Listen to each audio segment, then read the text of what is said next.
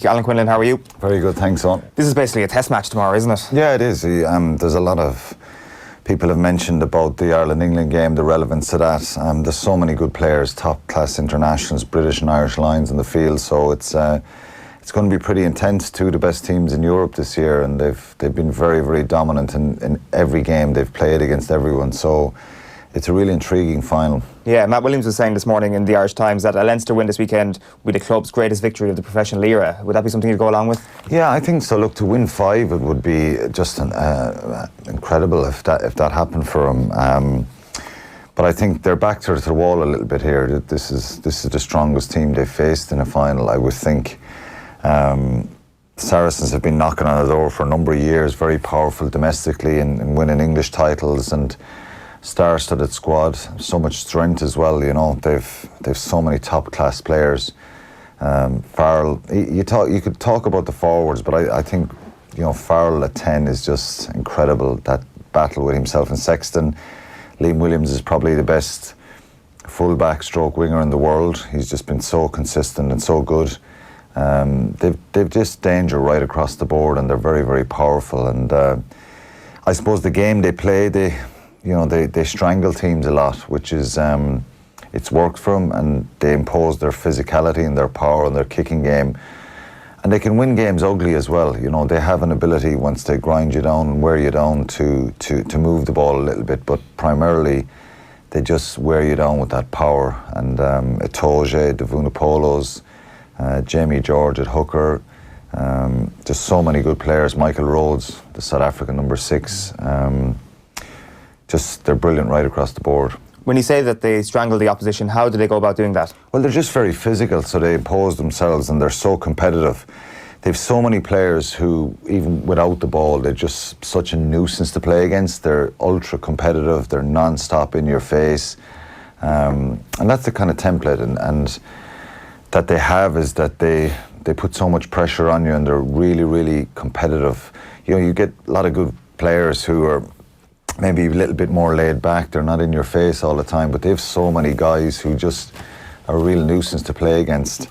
Some would say I was a nuisance to play against. They have a lot of Anthony's getting a good laugh out of that. Nuisance. I just think someone like Itoje and Mako Vunipola, they're just counter-rucking all the time. They're coming in from the side. They're constantly niggling at you, and it's when you have a lot of guys doing that, it can unsettle the opposition a lot. And you know, their kicking game is really good. Farrell is so physical at 10, and I think they just have that body language of a team that like to bully people, and that doesn't endear everyone to support Saracens. They have a small support base, and but you've got to give them credit. To be fair, they've that bit of an edge to them. But I was just thinking about this recently, and after both semi-finals, I think the one team that can cope with that in a positive way are Leinster, because, you know, they can be pretty intense themselves, and they've a lot of power and strength. You know, Furlong and Cian Healy, 2 props who, you know, do so much damage around the field with their carries, with their tackles. They're all wrong game. Sean O'Brien, I think, needs a big game, and he had a big game in the semi-final against Toulouse. But Leinster can cope with that, I think, and it's a real 50-50 game. Who has that little bit of edge? Someone makes a mistake, and Leinster aside, who are very much, when they hold on to possession really well, they can be very difficult to play against as well. And I think people coming into the semi-final, there was a little bit of pessimism around Leinster, and maybe that they were a bit vulnerable, but wow, they reminded everyone in that semi-final how good they can be. Mm-hmm. They were talking, Jerry, and they were saying about, I read a piece yesterday, they were saying about Leinster's discipline level, and they've gone through games, you know, giving away hardly any penalties. I think they only gave 3 away against Wasps. Yeah, I think over the pool stage it's about 7 they average. Yeah, and whereas Saracens are much higher than them on the penalty count. So Garces, I think he's refereeing it. Is that a massive, like, is his ability and how he's going to, you know, as you say, this nuisance factor, how he actually... If you're on the right side of Garces and you get some of those kind of calls, debatable calls, then you think afterwards, well, it worked in your favour, but it's a real risk situation, because he doesn't police the breakdown really well. People come in from the side, they can hold on to the ball, slow the ball down a lot, and some of his decisions, I think Munster were a bit frustrated by some of them in the semi-final. So that would be a concern for Leinster, because they're very, very disciplined in their accuracy around the breakdown. Saracens sometimes get away with stuff, and they push that boundary line, which I did when I played as well. And if you don't have a referee who's really strict with that, you'll do it a little bit more. How do you stop that? Toja will do it. Can the captain have a word with him early? A little bit, yeah. You can. It's pre-match stuff. I think if they get to see him today or even before the game, and all teams nowadays at that level, they highlight certain clips and they'll show the referee. They'll bring in the computer an hour and a half, 2 hours before the game when they arrive, and they'll say, this is what we're concerned with. This is what we want to do. What do you think? And referees will be most of them are very open to talking to certain things, and referees will go into the dressing room and they'll say to captains, well, I want you staying on your feet, or no sealing off, or no coming in from the side. And sometimes they say that stuff to you, and you just go, well, you just said this during the game and now you're not refereeing it that way. But that's kind of out of their control, and it sounds a bit bland saying that, but they've got to literally protect the ball really well themselves when they have it, that they take away the threat. And it's one of Leinster's biggest strengths in the last number of years, their accuracy to breakdown. They're so hard to get the ball back off because they're very accurate and they don't get isolated. And they just protect each other very well with the ball. I think the key part of a good breakdown and presenting a good picture is finding little spaces in tight areas when the ball is slow, and Leinster are good at that. If Saracens stop them on the gain line and knock them back a bit, then it can be a bit of a mess, and that could be a concern for Leinster. Saracens are certainly capable of that, and that's what they do. They double tack, they wrap guys up. Billy Vunipola is so strong. Mako Vunipola, Atoje, they can just do that. They can wrap people up, and so Leinster will have a strategy. And I think it was interesting listening to Dricko. Like, he obviously in those wider channels, he's going to be an expert in that stuff. There is a little bit of a softness and a little bit of some space and opportunities, and Leinster's accuracy around their passing needs to be good, and you try and stretch a team like that. But look, they'll have a strategy as well, Saracens, to slow Leinster down, stop those kind of good set piece starter plays that they have off scrums and lineouts, and get off the gain line and stop them there. So I think it'll be a real kind of arm wrestle. I wouldn't expect a real open game. One try in this game could be the difference. We'll have a couple of penalties no matter what. People will give away a few penalties, and there'll be a few kicks at goal from both fly halves. But I think one try here or there could really separate this game, and it can be a real momentum shifter. I think Leinster's mentality is strong enough to cope with this kind of pressure that they're going to get. And they're the ones maybe that need to put a little bit of doubt in Saracens and say, well, you bullied everyone all year, but you're not going to bully us. But they're a very, very strong side, Saracens. And mentally, I think both sides will really believe that they're good enough and capable, and they've shown that throughout the year. It makes for a real intriguing final. What are Leinster going to do to stop Owen Farrell? Just stop him getting good ball, I think, and that kind of comes from the way Jack Cohn and O'Brien, Fardy or Ruddock, whoever plays in the back row, how they impose themselves, and the thing I would think if I was playing against Saracens, they're not used to being on the back foot because they're normally so dominant.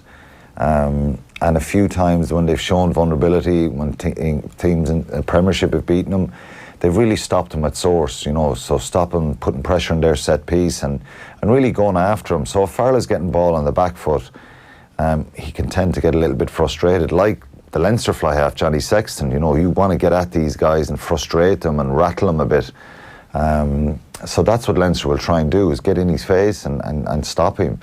I'm not sure it's the best idea to keep running down his channel because he's very strong defensively, but you want to get him on the ground, you want him making tackles, you want to ruffle him a bit, get some of the big forwards carrying at him. What can we learn from how we approached Owen Farrell in the Six Nations, or how we approached some of the Saracens contingent there? Because, as you mentioned there's a lot of the same contingent on the pitch tomorrow. Well, the thing about the Ireland-England game in Dublin is Owen Farrell had a brilliant platform to work with. And it doesn't matter who's 10. I could be playing 10, you could be. If you're getting that kind of quality on the run with no one in your face, it's It's momentum driven all the time. It's over the gain line, and England just kept phase after phase, particularly early on in that game, where he was just catching the ball, running onto it, and he has the quality then to really hurt you the same way as Johnny Sexton does. I thought the way Sexton played in that semi-final against Toulouse was fantastic. He was just taking the ball right to the gain line, picking out players inside, outside, his kicking game.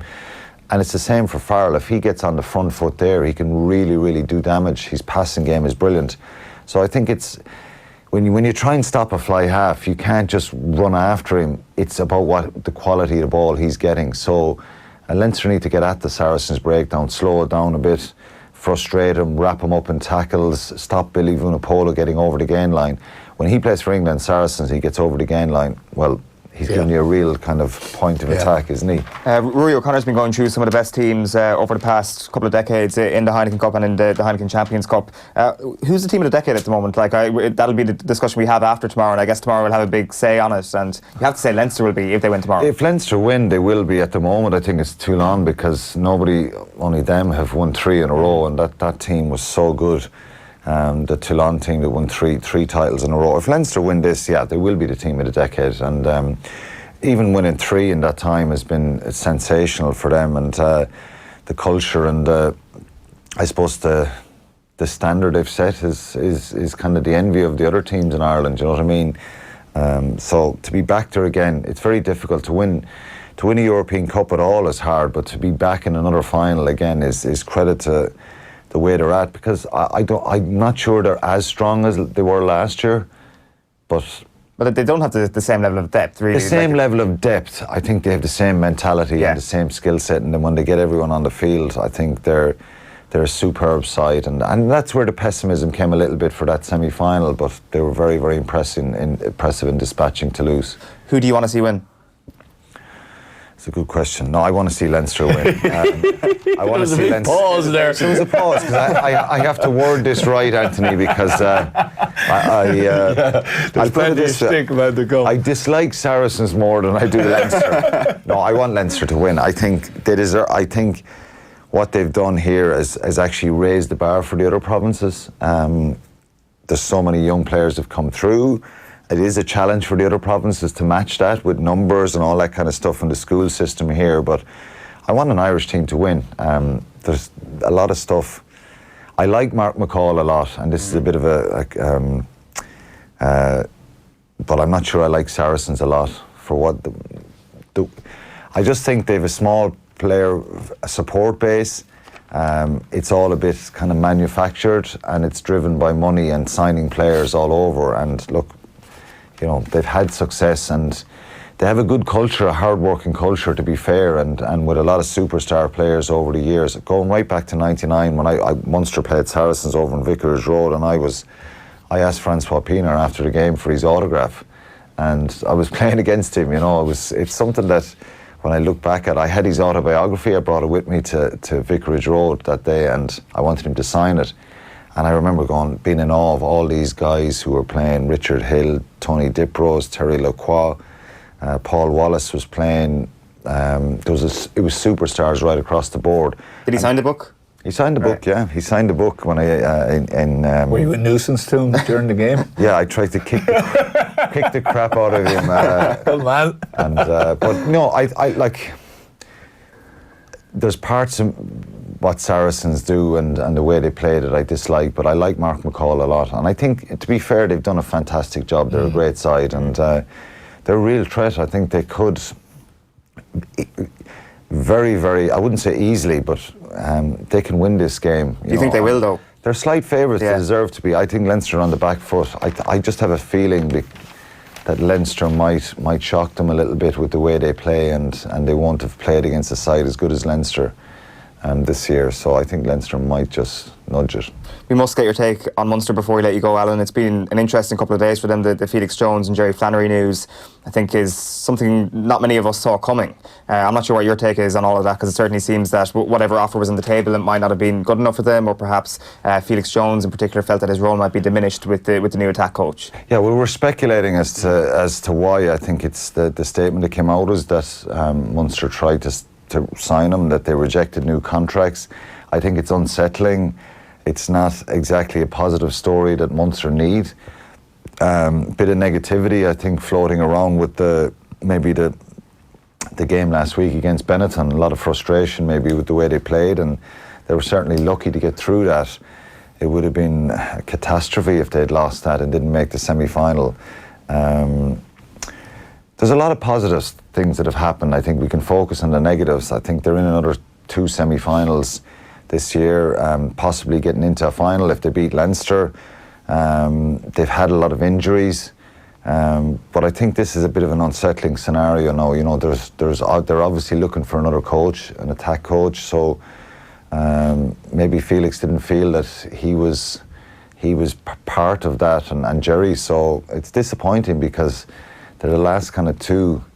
They're 2 Munster guys who've played with the club for a long, long time, and you're losing that little bit of identity a bit. So it's not. There's a lot of speculation going around, and I think they've decided there was contracts on the table, and they've decided not to sign them for whatever reason. So it's a pity, really, because they've done a lot for the club, and that's a massive thing. You know, like I mean, you know, especially when there was contracts. So obviously they must have felt but that they were being undermined, you know, to a certain degree.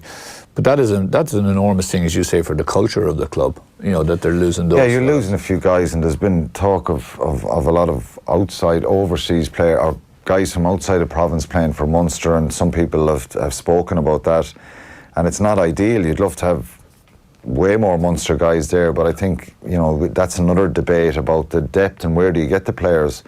I never have an issue with anyone playing for Munster as long as they, you know, wear their heart on the sleeve when they do. So I think, look, they know the club inside out, and 2 guys are leaving, you know, and they're young coaches, and I think it's a pity that it's happening, you know. So it'll be interesting to see where that goes and who they sign. Do 2 outsiders come in now, or 3 outsiders? There's potentially 3 coaches coming in. Would that dilute, I don't want to overstate things, but would it kind of dilute the identity of Munster a little bit if it was an all-outside coaching ticket? I mean, that link that you mentioned there, it's touched on by Ronan O'Gara in his Examiner piece as well this morning. It's something that I'd kind of actually forgotten about this week. I kind of saw them as 2 coaches, 2 good coaches that were highly respected, but they're 2 former Munster players. They're well connected with the fans and all that. That is important. It is, yeah, and it's not. I think it's not ideal when you're losing 2 guys who played with the team for so long. And where do the next coaches come from? Do you find someone within the province, and is there candidates there? I don't know. Or do you're going to have 3 guys, outsiders are going to come in, overseas guys? I don't think the fans care anymore. They just want to try and have the team play well. I think if the team are winning, if they get them winning, if you're in a European Cup final next year, it'd be like, won't be bad, but probably Jerry Hu. Yeah, and if you go back to Rassie Erasmus and Jack Nienenbar, the talk coming out at the time Nienenbar was there was phenomenal, the players. So whoever comes in needs to raise the bar a little bit and bring something different, and maybe it needs that, because to be fair, the squad is stronger this year, and there's still a little bit of something holding them back a small bit. I think, look, maybe we're expecting too much, and people are focusing on the negative side of it too much. I think, to be in 3 European semi-finals the last few years, a lot of clubs would be really happy with that and be pleased with that return. But I think when you have one bad kind of... The Edinburgh game was negative, the semi-final. I think the Saracens one, they showed the gulf there, and then that Benetton game. So it's been a few weeks of where's the attack, where's the kind of positive rugby, and that. So that's kind of been building a little bit. So whoever they bring in, they gotta. I hope they bring in real quality, because that's who are the candidates, Alan, in your opinion? I don't know. If you know, the head coach Johan van Gran has signed a new 2 year, so it's not as if guys are everywhere now available and looking to be assistant coaches. There's a lot of guys want to be head coaches, but there's still a lot of good guys under the radar, maybe in New Zealand, Australia, South Africa, who can bring something different.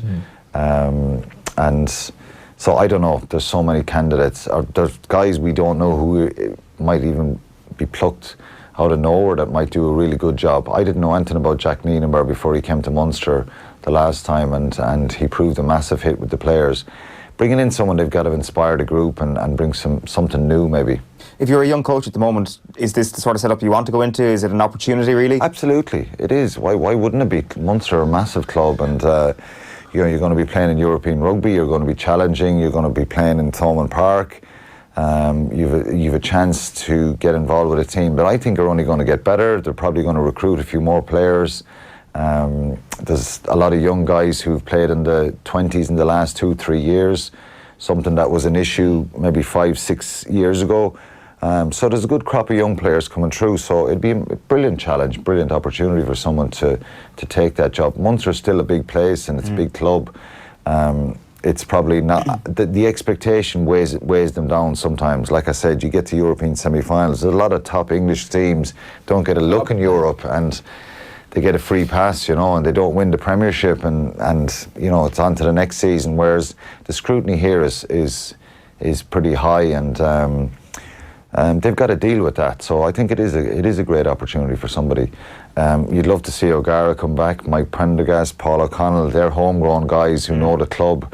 What's preventing them? Are they tied in? They're on a different path. Maybe Paul O'Connell, I don't know. Again, Paul is finishing with Stad through his own decision.